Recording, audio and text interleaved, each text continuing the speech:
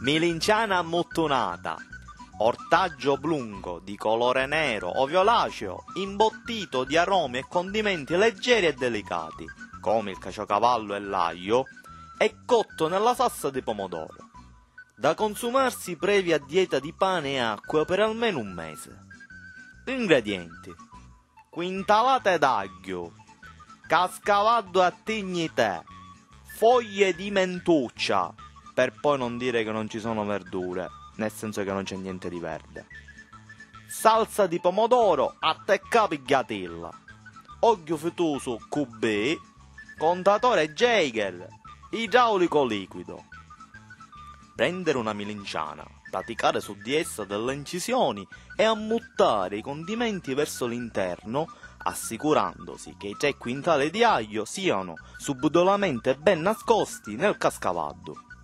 Il cascavaddo e l'aglio vengono poi ricoperti di menta, sale e pepe per ingannare anche l'olfatto dei più fini tra i seguggi, con la funzione di azzerare la probabilità di non ingerirlo.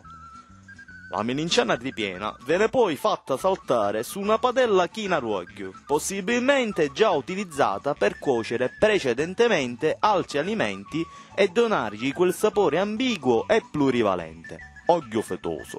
Il tempo di cottura viene misurato tramite contatore Jaeger, che ne garantisce la giusta radioattività.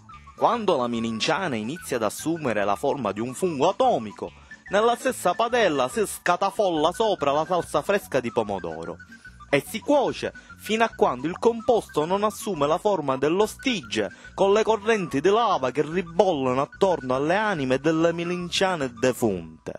Si può definitivamente spegnere il fornello quando il fumo e i vapori emanati dalla cottura assumono la forma di un teschio. A quel punto il piatto è pronto e se avete il gusto del pericolo potete anche mangiarlo. Se volete sopravvivere alla nottata ed evitare che i residui di tale alimento permangano per almeno 2 giorni nel vostro intestino, si suggerisce di ingerire uno sciottino di idraulico liquido o in alternativa dell'acido muriatrico. Altri tipi di sostanze non sortirebbero medesimo effetto digestivo.